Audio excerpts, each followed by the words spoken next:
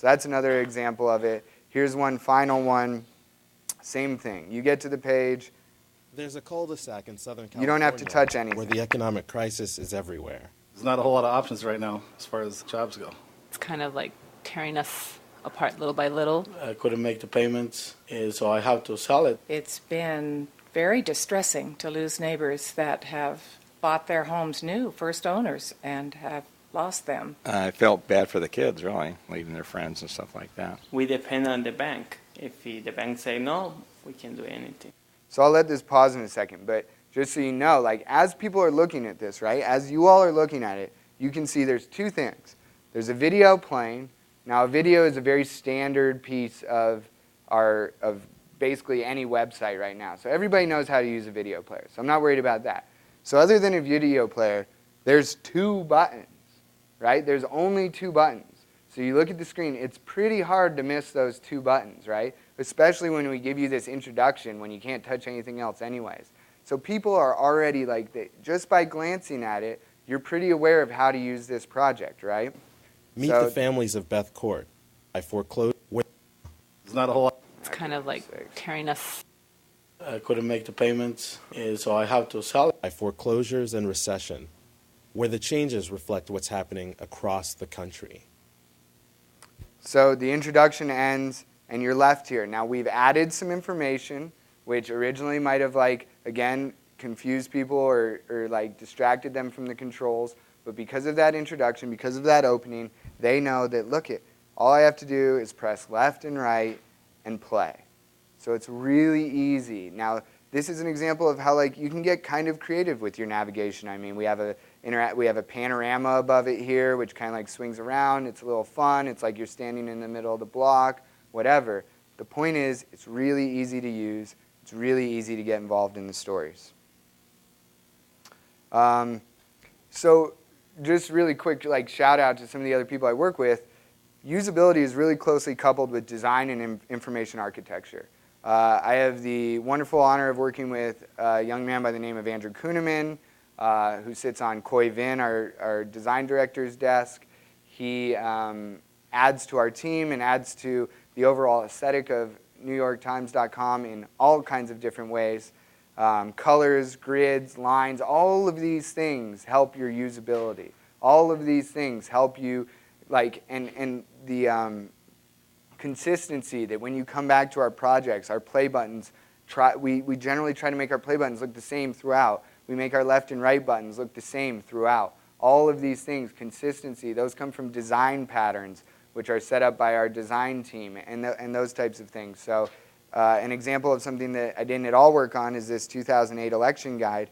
Here you can see, like, the design really helps the user. Like, you're immediately drawn to these thumbnails, which set you off on the different parts. Blue is obviously our links. You can jump into them. We have sidebars. We have tabs. These are things that we've used before. These all go through usability testing. We have Torben Brooks and people at our organization who do user testing on these types of things. But that's just a little bit of an aside about how usability is more than just where you put your buttons and stuff like that, but it's your responsibility to get out of the way of the content, and you work in conjunction oftentimes with designers and information architects. So moving on to context. Context is one of my favorite things about producing projects on the internet. The internet gives us the opportunity to provide much more context than you could in a daily newspaper. Newspaper inherently, because of, well, I'm talking about 24-hour newspapers, daily newspapers, are focused on what happened generally in the last 24 hours. They give you breaking news. There are longer pieces. I know the Times does, features and things like that. But generally, the news is what happened the day before, what happened in the very recent past. Just because there's only so many pages in a newspaper, they can't give you the entire history of something. When they give you an article on Israel and Palestine, they can't link you off to the entire history of the Israel-Palestinian conflict. Whereas on the internet, we can do those kinds of things. So through hyperlinks, databases, interactivity, the internet provides this ability to get deeper into news. An example of that, using something that I've shown you recently, is this interactive timeline covering the 5 years, and it should probably be in 2009 now, but or 1, 2, 3, 7 years of the Iraq War, and you can come to this timeline, and this is one page on the internet, and using 2 buttons, you can click through the last 7 years and see almost every major, well, probably every major event that has happened in the Iraq conflict. And not only can you see them, but look at all these links we have on the side, right? Look at all these different links that we have that allow you to not only learn about what happened in that event, but we're driving our users back into our content by doing these kinds of things. This is a problem we deal with all the time in the New York Times. We have this entirely huge body of work, so much content that shows up on the internet or shows up on our website or in the newspaper for one day. Then all of a sudden it's gone. And it's like, where does it go? How can we leverage that article we wrote that was so wonderful about the weapons inspectors' reports and Hans Blix and all these things that happened during that time?